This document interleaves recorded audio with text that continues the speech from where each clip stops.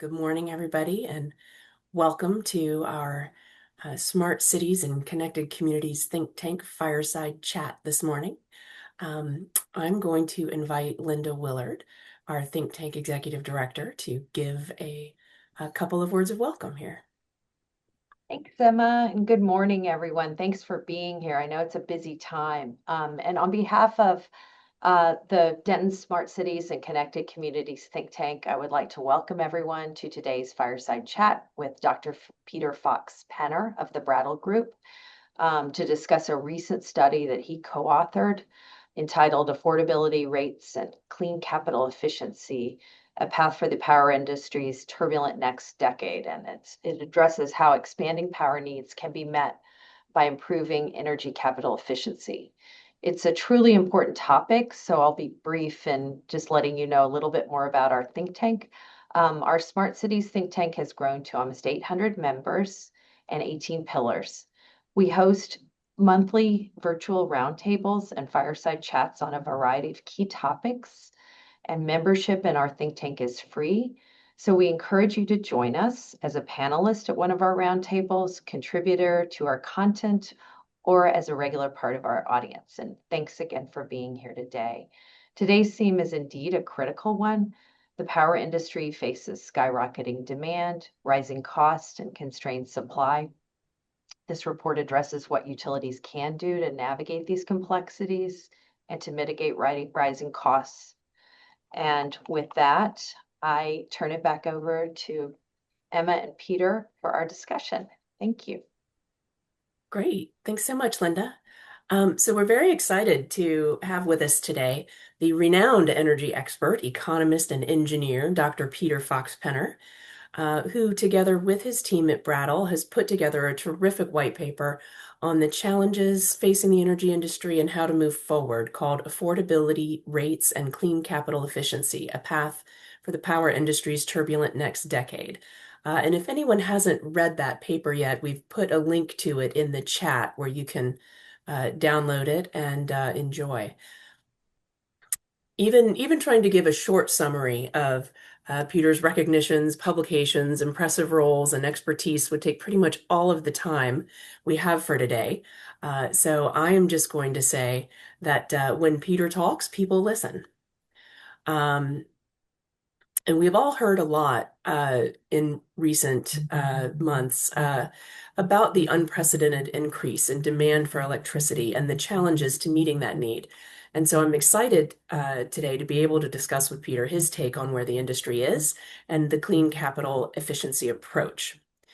So, Peter, as your white paper notes, we are at a very unusual new point in the electric industry. Walk us through where we've been, where we are, and the challenges we're facing now. Well, thank you, Emma and Linda, and all my good friends at Denton for having me here. And thank you to all of you who've dialed in to listen to this and spend a few minutes of your day with us. Appreciate that. I'll try to make this very, very brief. The power industry had a very early era of growth when it was scaling up and the price of electricity was declining for a long time as the industry built out. And then it entered a more kind of turbulent period of the 70s and 80s where there was some turbulence. We won't talk about that. And it hit the 90s and we sort of deregulated quite a bit and had kind of the gas boom where gas prices were low. And the combination of those things kept electricity prices pretty much in line. And also electricity growth wasn't very rapid. What's happened just in the last few years is kind of perfect storm. I know that's an overused metaphor these days, badly, but natural gas prices have recently spiked up and they've been more volatile, but particularly load growth has increased. The sales growth, the use of electricity has increased lately. We had a tremendous bout of inflation that all of us know that is really kind of continuing and has hit the electricity supply chain especially hard. And then we've had a big boost in demand from data centers. So we have a kind of a quadruple whammy hitting the electricity industry of uh, data center demand, overall demand growth, high supply chain costs, and volatile gas prices. And that's really sent electricity prices up just in the last couple of years, rising faster than the rate of inflation, which, as we all know, in the last few years has been very high. And that's triggered this, what I think is reasonably called the affordability crisis, or certainly massive affordability concerns. So, Emma, that's kind of a short synopsis of where we are today and how Mhm. we got there. So a lot of the discussion about load growth has been attributed to data centers and AI. But what else should we be paying attention to? I think your white paper notes that over half of the utility transmission and about two-thirds of the distribution CapEx is not actually being put out for expansion, but for replacement and resilience. So, um, is this all data centers and AI? Or is there a lot more going on here? Oh, there's definitely a lot more going on. AI and data centers are a very important factor and very visible. But even without them, as I just noted, Emma, we've gone through a big bout of inflation, and that bout of inflation hit our electricity supply chain. That's the wires and steel and switchgear and the things that the electricity industry needs to buy. It's hit it particularly hard. A lot of that supply chain uses critical minerals. We read a lot about that, them going up in price and becoming, we're very dependent on them from China and a few other countries. Um, and as you noted, in some places, in many places really, our grid infrastructure is aging and needs a lot of investment for replacement and hardening against storms to make it more resilient as climate change makes our weather more severe. So maybe I missed one of the whammies, and it's a quintuple whammy that we're hitting because there is a high need to replace aging infrastructure, particularly in places where we built out the infrastructure a lot in the 50s and 60s and 70s, and it's reaching the end of, a 30, 40, 50-year lifespan, which is about what most electrical equipment has as its life. Mhm. So that's a huge number of challenges in front of a huge number of whammies, if you will. Um, what do you see as kind of the best hope going forward? I think a lot of people are looking at what's happening right now and thinking, well, gosh, all the prices are just going to keep going up and what there's nothing we can do about it and people aren't going to be able to afford electricity. Like what do you see as the best hope going forward for kind of trying to meet some of these challenges and address affordability concerns? Well, Emma, there's definitely not a single tactic that's going to ameliorate this challenge. It's a multifaceted challenge, and it's going to require a multifaceted solution.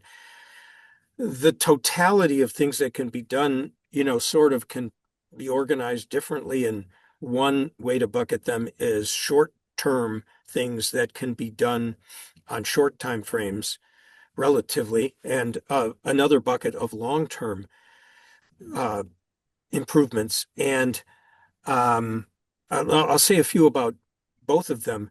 In But maybe before I do that, I will say that one of the things that's really hard about this is that the most important improvements will take time and patience, and that's not something that we're always good at in terms of policymaking in this country.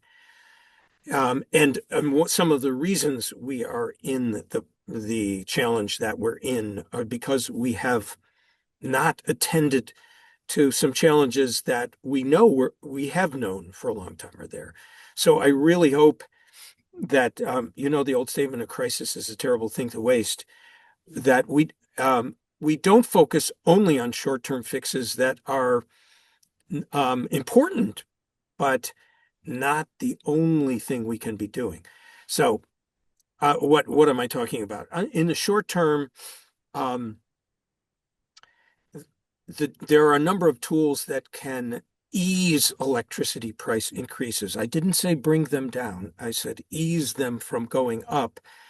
Um, and Many of them are tools that we have used um, for decades, but more or less depending on electricity price trends and other factors.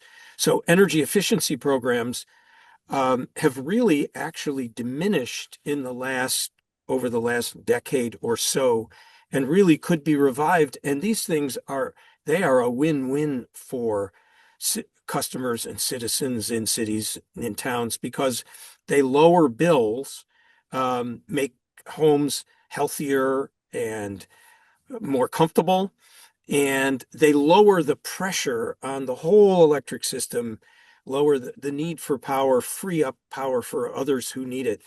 So energy efficiency programs are important. And in that same realm, um, we used to call them demand response programs. I still do often, but programs that allow customers to vary their load in response to either price signals from utilities, or also often utilities or other third party, they're called aggregators these days, can control load. And there's been a lot of opposition to this kind of thing over the years. Emma, you probably are very familiar with that. And everyone thinks that it's going to make it expensive to do your laundry when you want to do it at noon, or inconvenient to do that.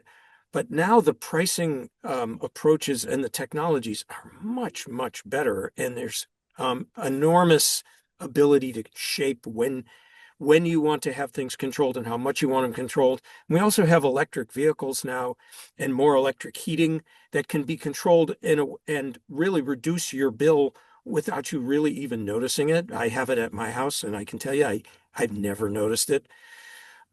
So I think demand flexibility, energy efficiency, and a few other things that maybe we'll have time to talk about later can be done in the short term. But I also want to touch on long-term solutions, which are better planning of the distribution system and the transmission system, that's more integrated between local planning, regional planning in the RTOs and ISOs, the kind of regional markets that really all utilities are in, even if it's not official. All utilities are part of a regional market or pool, if you'd like to say that. Um, and then national and interregional planning. And that's a little bit abstract. We can get into it in some other conversations or the Q's and A's. But there's really important policy work to do to make our planning, and in some cases permitting, but planning, I think, is even more important, more effective. And also, I'll just mention, we have discouraged, through some unfortunate policies, the two least expensive forms of new energy, solar and wind. And that's really a mistake for affordability. Um, One of the things that can be done quickly is community solar, even what's now called balcony solar, and making sure that we lean into those, even with the future loss of tax credits that we've seen. So, um, reviving wind and solar in some forms is actually a short-term function that can really help bring in cheap supplies, but it's also part of the long-term planning picture. Mhm. So one of the um, means that's mentioned in the white paper is beneficial electrification. And in my experience, that idea has been a little bit controversial. because from the perspective of some, it actually encourages more use of electricity rather than reducing electrical use. But you make a pretty good argument that it would reduce overall energy costs and improve the environmental performance as well.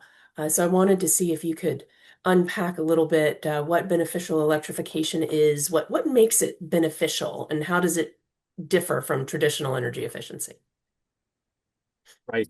Traditional energy efficiency, to start there, simply means accepting um, the use of electricity for electricity uses and natural gas or fuel oil for whatever you're using it for, and trying to use that fuel source more efficiently. Beneficial electrification means transferring some uses, heating or water heating, for example, from fuel oil or natural gas to electricity, that is, electric heat pumps and other efficient electric appliances. So transferring over or shifting the fuel use, but maintaining, of course, your heating and cooling and water heating.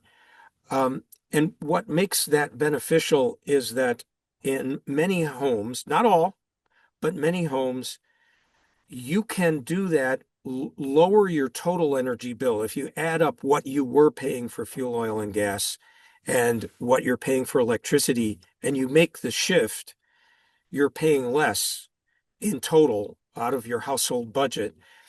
You're lowering emissions both locally, to help the air quality in your on your street and in your community for folks, asthma sufferers and others.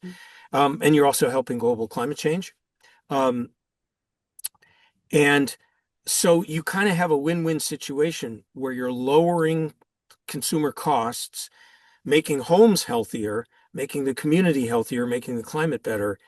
And that's what we call beneficial electrification. Mhm. So, given the kind of the urgency of the affordability crisis, what can cities do to promote some of these, particularly the short-term strategies that could bring consumers some more immediate relief?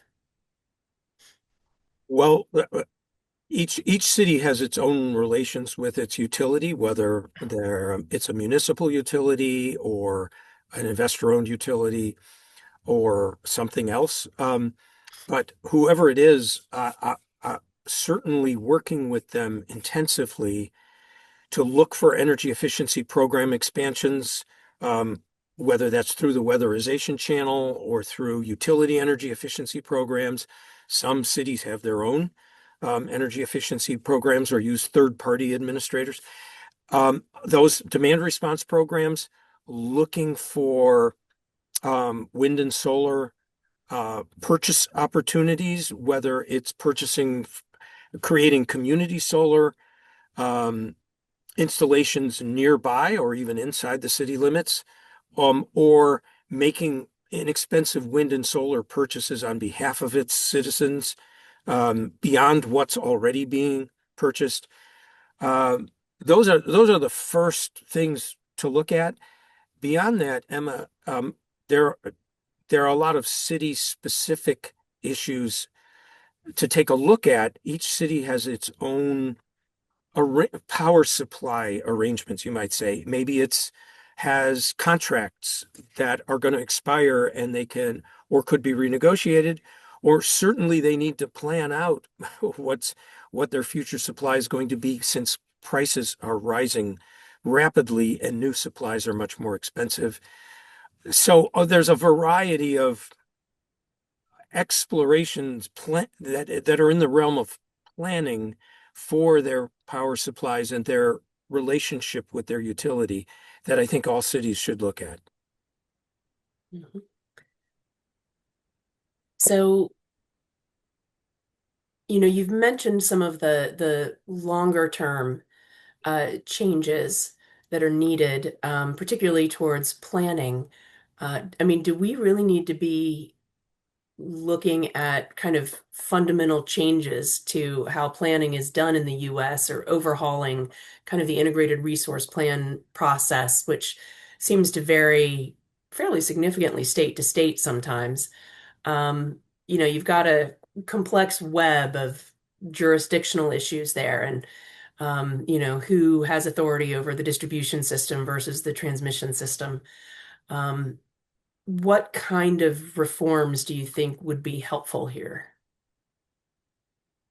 Well, broadly speaking, let me talk about the goal of the reforms. The goal of the reforms is to expand the system with cleanly, reducing pollution, but expanding the system as quickly as we can, uh, compatible with environmental protection, using all clean resources from the smallest rooftop systems all the way up to very large, inexpensive um, facilities, even new nuclear plants, if we can build them cheaply or restart them cheaply. So that's a very broad, geographically broad and technologically broad resource portfolio to plan around and to try to expand. Um, there, as you note, there's a divide between sometimes locally jurisdictional inside cities, state jurisdictional resources that are subject to the State Public Service Commission, and the local, you might say the local utility grid is all governed by state regulations. And then, of course, the larger wholesale market is governed by federal regulations and the Federal Energy Regulatory Commission.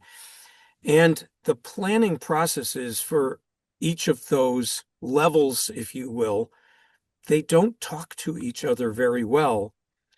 And the federal level is incredibly slow. It's not working well. It doesn't even talk to other regions very well, much less couple to the resources that are local very well. So a lot of our work at Brattle Group and a lot of our writing has been about reforming the federal process to integrate better with other regions and to integrate better downstream. And it's a complicated topic to get into, but if you benchmark the way our federally jurisdictional entities do transmission planning, it's among the slowest in the world, um, and is the least good at finding inexpensive transmission solutions that help um, integrate low-cost resources quickly. So we do need a real reform, and that's the kind of longer-term reform. It's not something we can adopt in 2 months or 3 months or even inside a year, but we could adopt it within 2 years, and it will help unblock the system for many decades to come. Yeah, and I think you're seeing people trying to figure out how to work around it, right? We've seen a trend of co-location of data centers, for example, with generators, in an attempt to try to circumvent some of the problems with getting new transmission built. But I mean, is that a solution, or does it just create additional problems? Or um, I think that there's a lot of resistance to that from the utility industry, for sure. Well, it depends what you mean by co-location. Um, the if we have, say, a data center or someone else who wants to, in effect, uh, t use the power from one particular power source for its own use, and that power source was inexpensive and was part of everyone else's supply, then there are understandable concerns from the everyone else who's losing that inexpensive supply and seeing it go to one particular customer. The purpose of public utility regulation is, as you well know, Emma, since you learned this in your law school public utility regulation course, um, is to protect against that. Because before there was public utility regulation, that's exactly the sort of thing that happened. So it is important to protect against that.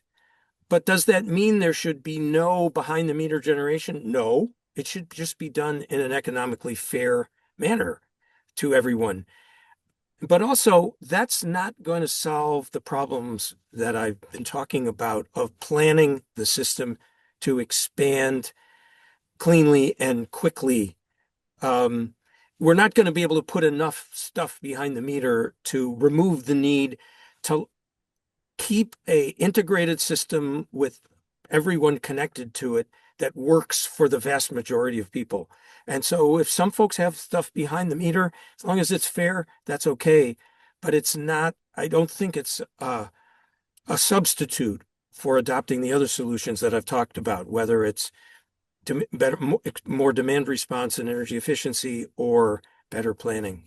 Maybe I'll just throw out one statistic that Emma, you probably know, Linda may know, and many of you listening may know, but we have a tremendous backlog of new energy generators, low cost energy generators, waiting for the transmission system to expand so that they can connect and put their power through.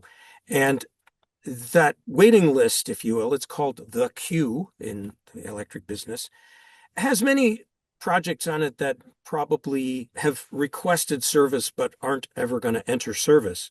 So I don't want to say that when I throw out the number, which is mind-boggling, I'm not going to, I don't want everybody to understand that there's that many megawatts sitting there right now ready to connect.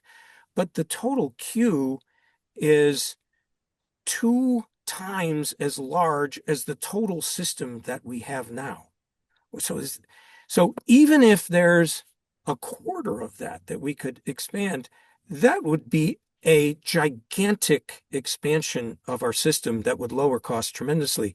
So this is why our transmission planning has really, I think, been really, really suboptimal because we've accumulated this very large backlog right at a time when we really need it. Mhm. So, one of the things that kind of occurs to me as uh, I look at the situation in which we all find ourselves these days is that a lot of the customers that are um, the commercial customers, I should say, that are struggling the most with getting access to electricity where they need it are the data centers, the hyperscalers, the AI providers, many of whom are these huge innovative companies used to moving very quickly and solving their own problems. Um, what potential do you see here for kind of a black swan event? I have this lingering sense that if the utility industry can't get on top of this and solve it, that the tech industry might solve it for them. Do you? Well, first of all, I do think there is a high risk of black swan events. Um, in in the near term and the long term, which is an easy thing for any economist to say because there always going to be another black swan event. But as regards electricity and affordability, um, a economic downturn while we're spending all this money to expand the system would really have an adverse impact on rates. Or the so-called AI bubble popping um, could have an adverse impact on rates if there aren't protections built into the agreements with data centers so that if they suddenly decide to so-called pull the plug or even just ramp their service down a lot in the future, that we haven't built a lot of expensive facilities to um, serve them. But actually, I think, Emma, that is happening more and more. And um, I do watch the overall downturn of the AI sector. I do think the data centers and utilities are doing a pretty good job of putting in fair um, stranded cost provisions. Mhm. Um, but there's a possibility of an AI downturn, and I think that's more likely in the long run than the short run, which is probably outside the realm of our conversation. But I'll just mention that one of the things we've been noodling on at Brattle Group is the long-term demand for data centers and AI. And there's a lot of interesting sort of conceptual work being done by computer scientists and AI theorists that sort of say that, um, like the computers and televisions that we use, the AI architects may find ways to do AI much more energy efficiently than it's being done now, which is very, very energy intensive. Some of you know a query on ChatGPT is uses 10 times the energy of a query, a simple query, a simple Google search, um, or roughly that. The statistics vary, but I think everybody agrees it uses much more energy. But that's because AI is new and it hasn't been optimized yet. So it could be that the AI-driven energy demand could level off in the future. And then we wouldn't have to build out data centers at such a rapid pace. And that would be a great thing that would ease up on affordability. So, kind of turning back a little bit towards the affordability issue, um, as we're seeing more and more uh, problems with affordability and emphasis on affordability, we're also seeing more and more advocacy groups beginning to argue that access to electricity really should be considered a human right. And I think those of us in the industry, of course, understand someone is still going to have to pay for it, because it doesn't just materialize out of nowhere. Um, but reliable electricity in the home certainly is becoming more and more essential to daily life, particularly after, kind of during and after COVID-19, when the ability to work remotely and to participate in school activities remotely, um, as well as access to basic government services, being able to get things at the DMV done online and the like, really are becoming more and more dependent on having reliable access to electricity in the home. Um, so,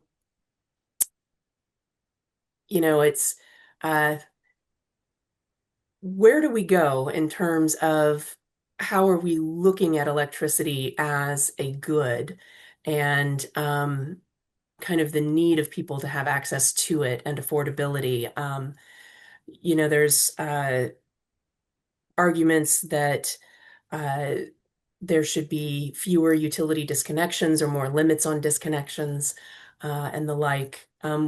What do you think would be helpful in this context, with the study that you've been doing on how to improve affordability? Well, I certainly agree that access to electricity is a fundamental uh, need, and um, I, I don't know if I'd call it a human right because I'm not a human rights lawyer, but something like that. Um, it's essential for safety and health um, of every household. And I think it is great that, I mean, one of the things I think this country got right, Emma, is essentially establishing that, I mean, you're the lawyer here, but the way I understand the law, that is essentially the public utility law. That's why we have every um, part of the United States is covered by a utility, just about. Not something like 99.9% of all 9% of all structures in the United States are connected to the power system. And that's largely due to public policies. And Electricity, I like to say this, is the closest thing we have to a sort of a universal access system where every single person in a utility service area has a legal right to have electricity service. You can't deny it to them. And the price is set to equal the cost plus a fair return to the supplier, whether it's municipal or a co-op or utility. So that's the best universal. I don't know anything else in the United States, Emma, that has as good a universal service policy, including limits on shutoffs and things like that. What, so to me, kind of the way we've sort of enshrined it, if I could use that word, um, Mhm. and we have shutoff policies that are publicly determined to protect people. I'm not an expert on them, so I can't comment on how they might. I'm sure there are improvements that could be made to them, as in everything. But the point I'm trying to make is that comparatively, I think electricity is really good in this realm. What I think is really important is to focus on keeping it affordable, not so much the legal right to it, but keeping it affordable. Because if you can't afford it, the fact that there is a cost-based rate that you can't afford to pay is the little comfort. And you're raising a very valid point. That's just released statistics that just mind-boggling. 1 out of 3 households reports that it had to choose between paying its power bill and another necessity, medicine, paying the rent, food. That's unbelievable, Emma. And I think 25% of all households are behind on one of their energy bills, and 20% of all American households today are keeping their thermostat at a level that's not optimal for their health or comfort. I've never seen statistics that big since the 1970s and 80s.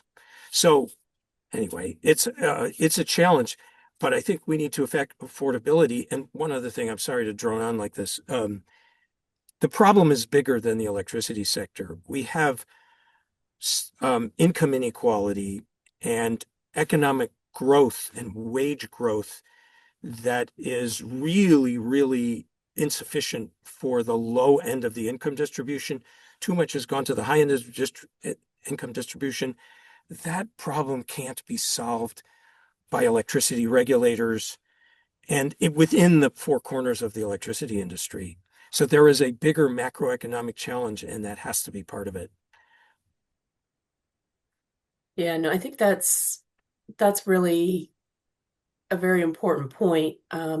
We can't solve all affordability problems through the electricity rates. You talk about people having to choose between electricity, medicine, food. Well, part of that is also the expense of the medicine and the food, right? Um, Absolutely. Healthcare costs and housing costs are the yes, only two other household expenditures that have risen as fast or faster than electricity. yeah. So we Like certainly need to that's address it.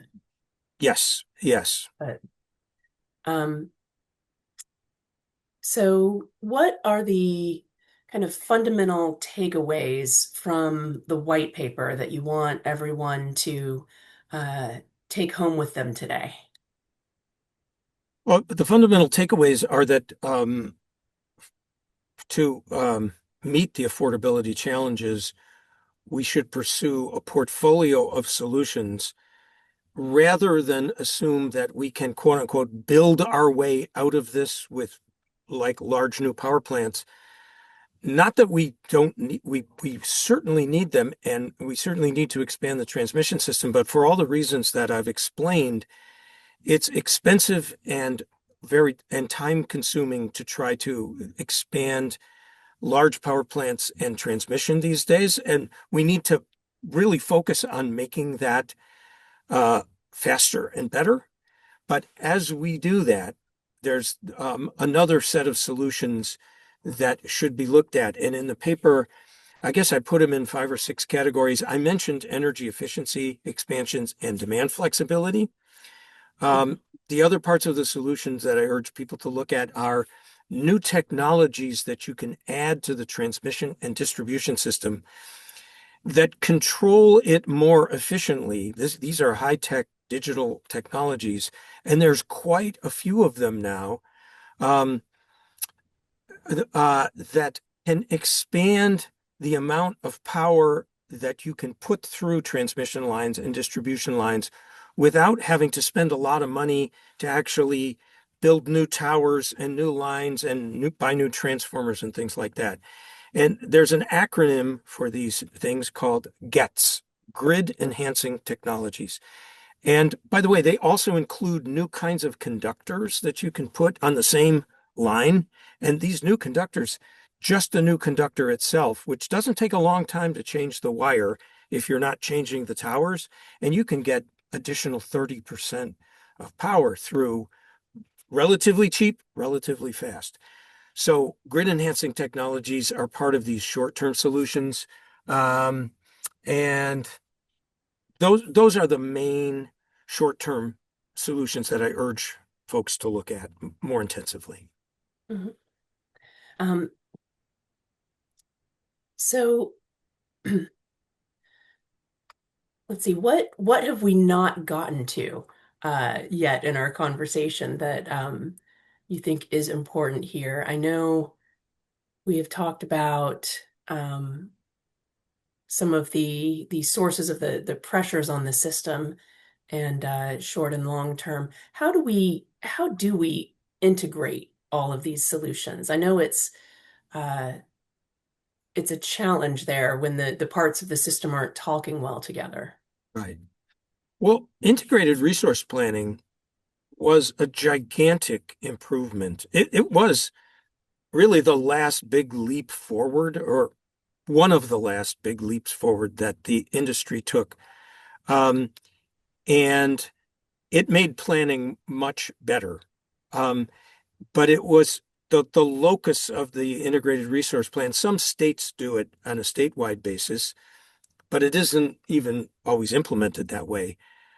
Um, but it's not done regionally. And as I was mentioning, now that we have technologies that stretch all the way from, automatic control of your EV charger or your television, even your washing machine, all the way up to giant interregional transmission projects that could really lower costs.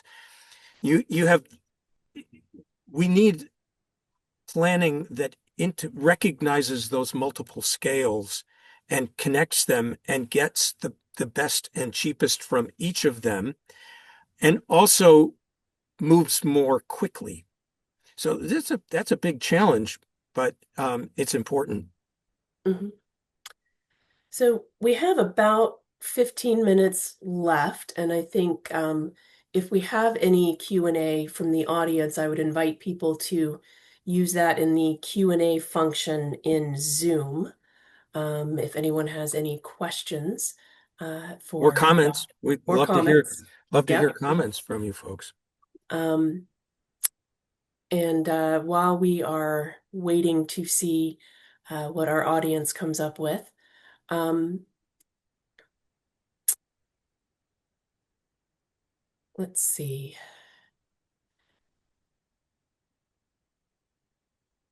What do you think is probably the single most important thing that we could be asking our regulators to do right now?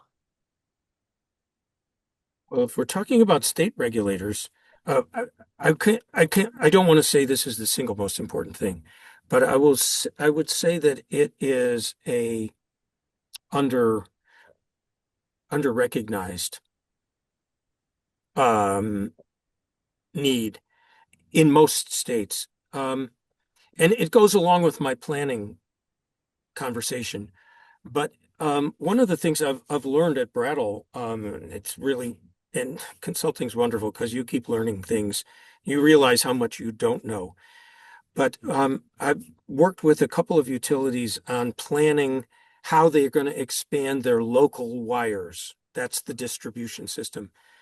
And it turns out to be that that dimension of expanding the whole system just by itself is very challenging and needs kind of updating because traditionally expanding the wires, those wires was a very gradual and predictable process. You could pretty much know how homes would get a little bit bigger and you'd have a little more building, or someone would be adding a new um, development, housing development, and there's 350 homes there, and each one's going to use a certain amount of power, and it's going to take two 2 years for the builder to build it. And so you'd start building your wires and transformers to be ready in 2 years, and by the time they were built, you'd be ready to hook up. And now it's much harder to do that because homes use much more varying amounts of power. If you have electric heating and an electric vehicle, your home's going to use, roughly double what another home would use. Um, and that's your home, and then the home next door may not have that if it's not a planned development. Um, and we've also have car charger facilities. That's the word I'm looking for. Mhm. That use quite a lot of electricity, but it varies a lot by how many cars are plugged in and when they're coming. Um, People are installing much more local generation, but particularly solar, but even some other forms of generation and microgrids and things like that. So knowing where the power is going to be coming from and where it's going to be going is a lot more complicated. And that means that utilities have to do scenario-based planning for their distribution systems, which they never really had to do before. And state regulators are in charge of that. And I think accelerating that and making that high quality is a new priority that hadn't been on our radar screen, as electric consultants. And Mhm. now we see that this is a really fascinating and challenging new need. It is, and I think we have been hearing more about the need for integrated distribution planning Yeah. um, as well. So we've got a question from Llewellyn King. Hmm. What are the chances of demand exceeding supply next year? Well, there's always a chance of that, Llewellyn.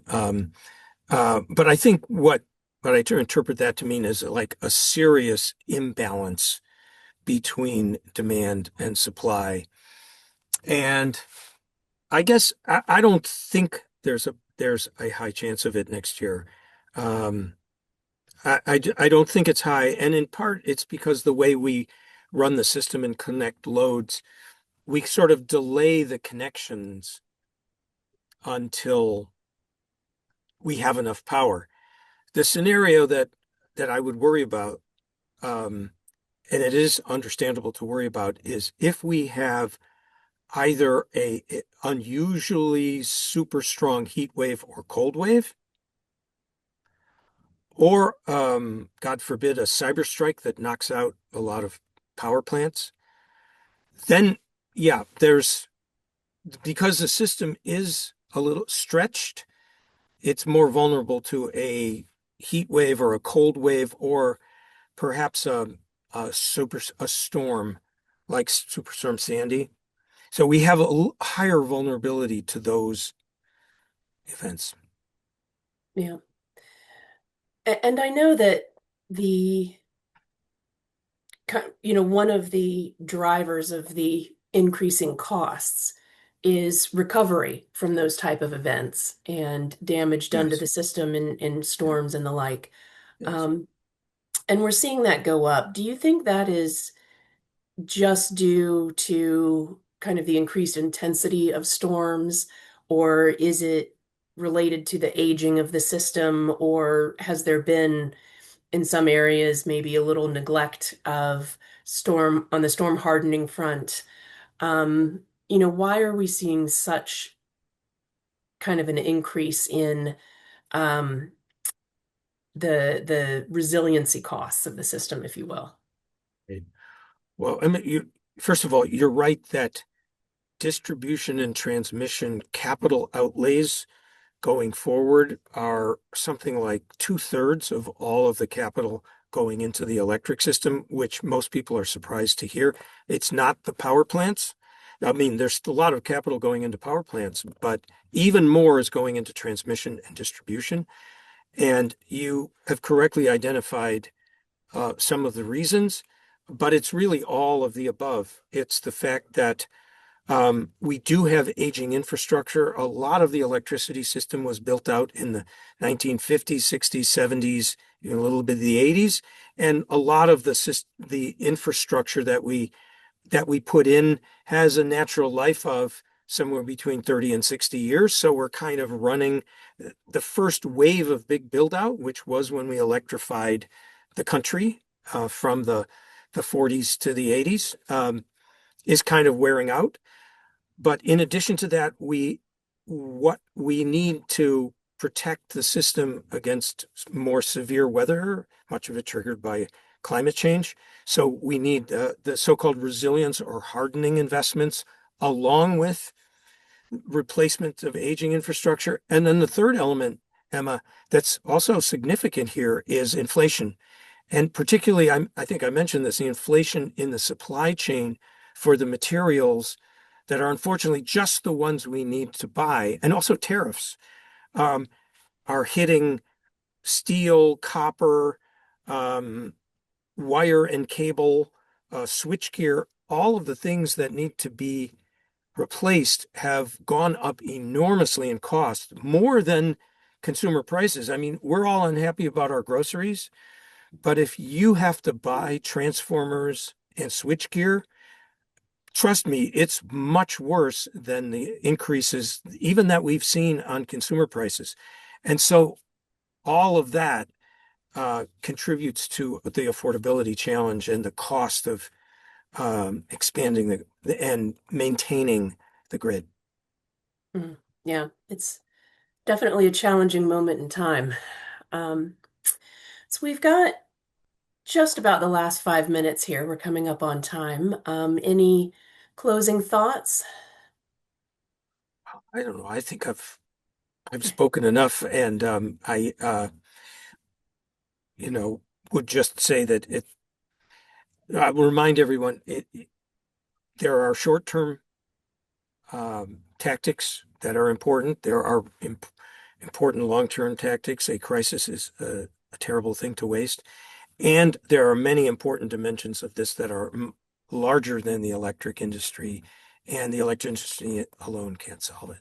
Maybe I'll just Mm, sum up that way. yeah. So we just got a good question in from Larry Glover. How do we educate consumers so they best manage energy affordability? Larry, that might be the hardest question that I've gotten in several talks. Wow. I wish I knew. Uh, we certainly need um, we need to explain to customers what's going on as intensively as possible. And I'm really not an education expert, although I write as much as I can, and I write it for non-technical folks. And you can, if you look at it, I've lots of my book, Smart Power, was written specifically for non-industry people, and it's mostly used by non-industry people. So much more. But I think we need to devote a lot more resources to explaining how this has come about, encouraging them to participate in energy efficiency and load flexibility programs to help themselves and engage in beneficial electrification. And then also, I think disabusing them of um, myths that they have been told. Like one of them is that electricity is unaffordable because of renewable energy, which is just not true. But I'm sorry, Larry. I'm telling you what we should tell them and not how we should tell them. And I just don't know. I'm, my communication skills are exhausted at the point of myself trying to do talks like this and lectures and things like that. And it'd be I think, great for the Department of Energy or maybe state agencies to start serious communications campaigns. well, and I think that, one of the issues too, is that consumers need to be engaged more actively and more frequently. Um, the utility industry has struggled, I think, a little bit moving from an era where the communications they had with their customer were setting up power, communicating about an outage, and discontinuing service. And that was really the only communication other than the monthly bill that they ever had with a customer, and the only communication that was needed.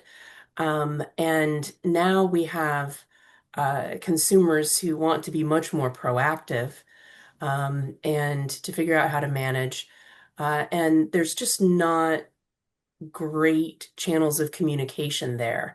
And the utilities have customer care centers and lots of these mechanisms. But when a customer, certainly in a regulatory proceeding, it's very difficult when a customer doesn't become involved until after the utilities application has been filed at the commission, because at that point, the commission could turn down the rate increase or adjust it, but the ability of consumers to have any input on how anything is shaped at that point is really very slim. And uh, there needs to be, I think, a little bit more actual engagement with the customers of finding out what consumers need and what would help them manage their electricity better, rather than having kind of community meetings where the utility goes out and explains what they're going to do and takes questions about it, right? Um, Yeah. so I think there's a number of different ways in which consumer education could be significantly improved. Emma, reflecting on Larry's excellent question, I, I, probably like almost everyone, we're flooded with communications these days. We've never had so many communication channels and methods of reaching out to people. And I was just thinking, it's amazing how few of them we use for this topic. I mean, I'm flooded with TikTok and LinkedIn and you know, uh, X and Blue Sky and so much communication, and we're using very, very little of it, at least to my eyes, to talk about this issue and get consumers information. So I don't know who could take this on, but the communication channels are certainly there, and they're very, very active. So it seems like we have a tool, lots of tools that we're not really using. Eh, I think there are utilities that actually have Instagram and TikTok channels, but it shouldn't just be utilities, you know. Yeah. Excellent. Well, that was a terrific question to end up on, and we are at time. So, on behalf of Dentons and our audience, Peter, I want to thank you very much for being here today. It's been a terrific conversation, and we're delighted to have you. Um, and thank you to everyone who attended today. We can't do this without an audience. And so we very much appreciate everyone spending a little time with us and taking part in this conversation. Linda, did you want to say any closing words? Oh, what a great discussion, and thank you. The report's wonderful. I mean, it's a little scary, but it's when we're talking about these serious issues. But I urge anyone who has not read it to read it and to share with others because it's very important.